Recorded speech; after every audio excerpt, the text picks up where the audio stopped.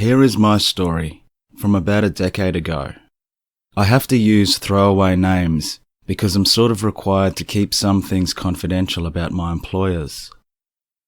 From the time that I graduated high school to the time that I finished nursing school, I worked as a caregiver for a nice couple who had the husband's elderly mother living with them. It was a great job because it didn't involve much and paid very well. My mother knew the couple from where she worked and had set me up with the gig. I had been working for them at least 2 nights a week. Whenever they had dinner plans, I had to go out of town for business. They were both doctors, but were employed by a pharmaceutical company. The elderly mother was very sweet and was a total treat to be around. She was often very tired in the evenings though, so we didn't spend too much time together. But when we did, she'd teach me how to cook the most amazing dishes and tell me old stories. The strange occurrences began on the very first night I spent in their house. It wasn't anything serious at first, just weird sounds and open doors that I was sure I had closed behind me. Stuff like that. The house was very old, and I was sure that most of the noises and the open doors occurred due to the house's age and its settling. One night while I was there, about 3 months into my employment, I was downstairs, sitting on the couch reading through a textbook because I had a big test coming up. The lights were all dimmed except for the one I was using to read. The rest of the living room was in shadows. Suddenly I got a strange feeling, like someone was watching me. I glanced up towards the darkness, and I thought I could make out the shape of a tall person standing in the distant shadows of the den.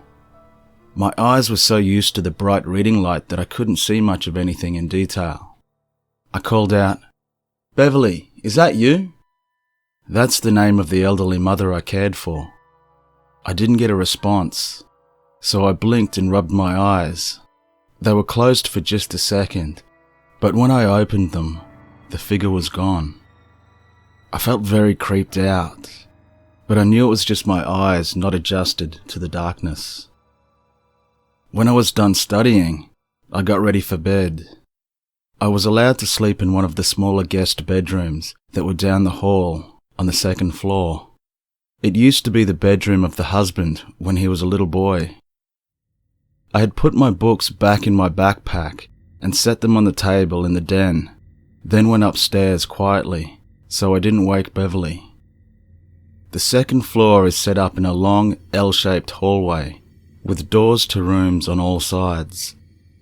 At the end of the first length, where the hallway bends to the left, there is an old mirror hanging on the wall.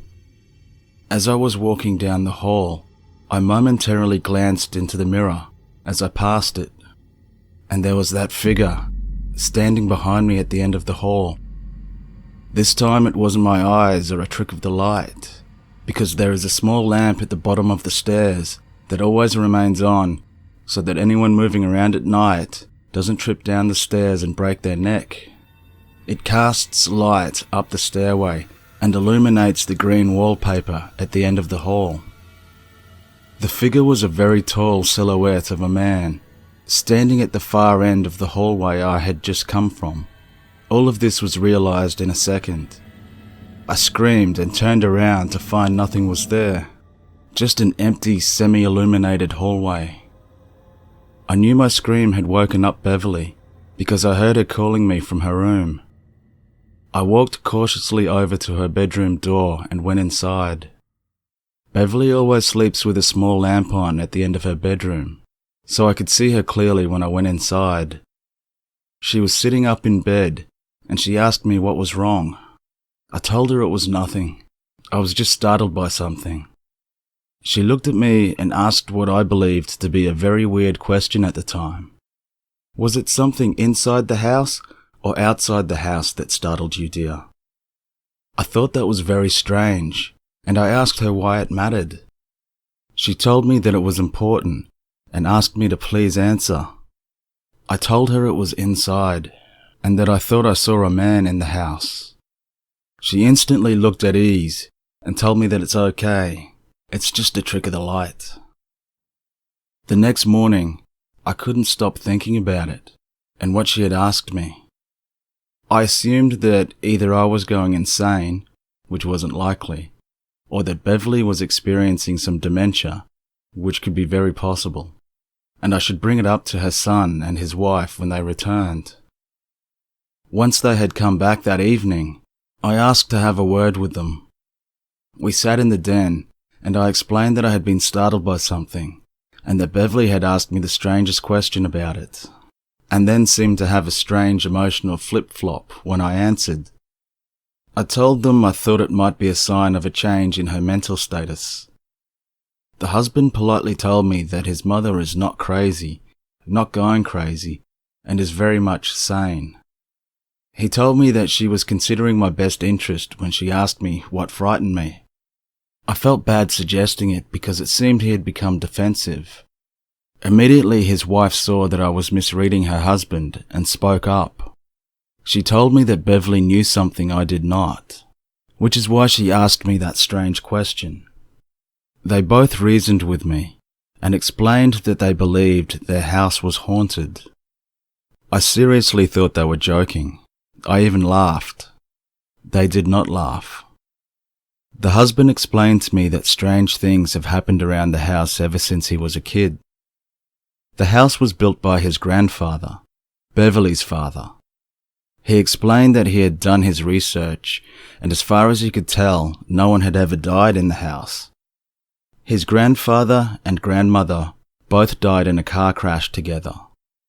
Beverly's husband died in World War II, and not even a family pet had died in the house. So, there is no traditional reason for the house to be haunted. They explained that the weird occurrences in the house are the reason they pay me so well and allow me so many freedoms around the house. I hadn't thought of it yet, but Beverly was a very active elderly woman to warrant someone being paid $100 per night to watch her, especially since I wasn't a medical professional. Not that Beverly needed a medical caregiver. He told me that I should talk to Beverly about it. I spoke to her later that week. She apologized for not telling me sooner, but they all thought I would turn down their offer if they admitted that the house was haunted from day one. She explained that there are 2 rules I needed to understand. I had never heard of a haunting with rules. She told me that if I see something inside the house, it might seem scary, but it can't hurt me, and it doesn't mean me any harm. But if I see something outside the house, like outside the window, then I should stay away or go hide. That scared me. She told me that often people will see a tall man inside the house. She said that no one is sure, but said she thinks she knows who the man is. She took a framed picture out of her drawer and showed me. She asked if that looked like the man I saw. I had never told her I saw a man in the house. In the picture was a very tall man standing next to a woman of average height in front of an old car, probably brand new at the time. It was hard to tell if it was the same man, but the height and shape seemed right. She told me that the man in the picture was her father, the man who built the house. She told me that he is the only figure seen inside the home, but outside the house there is another figure, a thin man who is of average height. He is seen standing in the window, on the lawn, or in the trees off the property. She told me her father keeps him away, keeps him out of the house. Even after Beverly explained everything to me, I was still skeptical. But I was now also taking note of all the strange things going on, rather than just ignoring them. I would take note of which doors were closed before I went to check on Beverly, and then opened again by the time I got back. I saw the tall dark figure again a few times, but never so obvious as the first time. It was like he was keeping his distance, so I wasn't frightened by him. One night, Beverly and I are playing Battleship. She loved board games. and suddenly there is a noise, like a nail being scraped across a window. Before I can say anything, Beverly turns white and grabs my wrist. She says we had to hurry and practically drags me up the stairs with her. I'd never seen her move so fast. We go into her bedroom and she locks the door. We sat on her bed and Beverly was shaking like a leaf. I told her it was probably just the wind blowing a branch against a window. She told me it was the thin man again. I told her I don't believe her. So she told me to go out and see for myself if I want, but she is locking her door behind me. I got up and went outside the bedroom to investigate. Beverly locked the door behind me, true to her word. I went down the hallway, checking every window for a tree branch scraping against the glass. I found nothing. I went from one end of the house to the next on both floors. On my way upstairs again, I came to the bend in the hallway that led to my room. As I turned the bend, I was able to see down the long hall to the oval window at the end, and I froze and screamed. Right outside that oval window is the roof above the kitchen, and standing on that roof was a thin, menacing man crouched down to peer through the glass at me, and he was running one finger down the glass, which was making that scraping noise. He was too dark to see a face, but the figure was clear. The worst thing about his figure is that I was pretty sure he was nude, like a naked old man with thin bony appendages. I turned and ran to Beverly's bedroom door and told her to let me in. She said no, and that I should hide in the bathroom. I ran into the bathroom and locked the door. I hid in the tub with a nail file as a weapon. Eventually the scraping noise ended, and Beverly came and got me. We sat back in her bedroom, and she told me that that was the thin man she had warned me about. I slept in her room on top of the covers with her that night. She was so nice to me throughout all of this, but I could tell she was scared too. The next morning, I asked Beverly if she had any idea who the thin man was, since she believed the tall man was her father. She said she could never be sure about either of them because they both appear in shadows. But she thinks the thin man is a man who used to live on the next street. I asked her why she thought that, and she just told me it was a hunch. Months went by, and Beverly and I only saw the thin man one more time. He was standing in the tree line, about 20 yards away from us, when we were outside at night looking up at the stars. I saw it first, and screamed, and Beverly saw him next. She grabbed my arm and we ran to her bedroom, and we hid together. We stayed there for about 2 hours until we felt safe enough to go venture through the house again. After that, I had to ask her what else she knew. I told her I wanted to know all about the thin man and the neighbour she thought he was. She was hesitant, but then admitted that if anyone should know, it was me. She told me that the man she believed to be the thin man lived on the other side of the tree line, basically behind her house about 50 yards. When she was a little girl, she would go playing in the yard and the trees, and every so often she would see him staring at her from his property. He wouldn't wave or anything, just stare. She would see him to and from her way to school. He would sometimes be standing in the tree line and watching her house. She told me that eventually he was arrested by the police for child molestation and that the whole neighbourhood was relieved. Her story seemed too short, so I asked why the thin man would bother this house, or did he visit other houses in the area as well? She began to cry and told me that when she was a little girl, the man had found her in the woods once, before she knew to be wary of him. He came up to her and introduced himself. He had held her down and did all kinds of horrible things to her. She said she was only 10 at the time. I was so horrified listening to her retelling.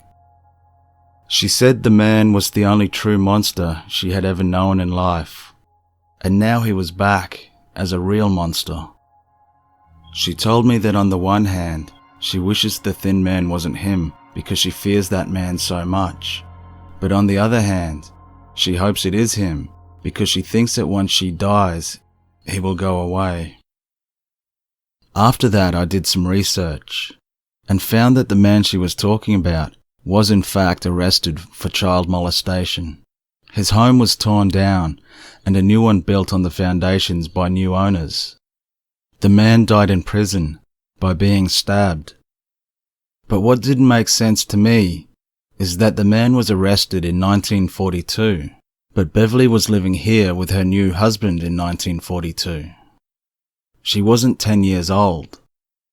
I checked to see what complaint led to the man being arrested and found Beverly was the one mentioned in the papers, but just once.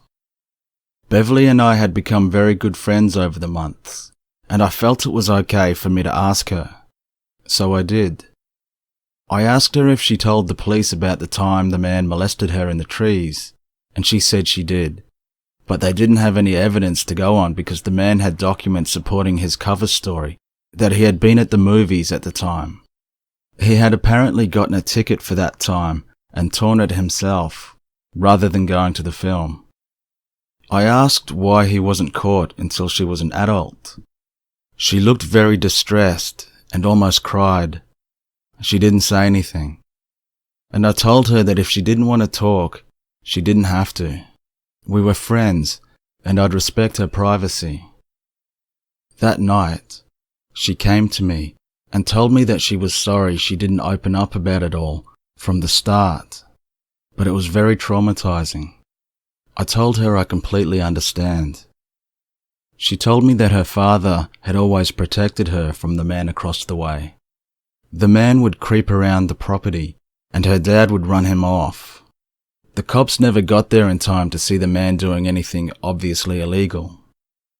But her father and mother died in a car accident shortly after her marriage and left her the house. She felt safe in the house because her husband was there to keep her safe. But then he got drafted and he had to leave her there all alone. One night she was going outside to grab her jacket that she had left on the porch swing, and when she came back inside, the man slammed into the door, knocking her down. He came in and grabbed her. She screamed and fought, but he raped her on the kitchen floor. I was shocked, and we were both crying together. Then the most shocking thing occurred to me. I remembered her husband died in the war and never made it home. I asked her if she knew who her son's father was. She said she hopes it's her husband, but she isn't sure. It may be the thin man.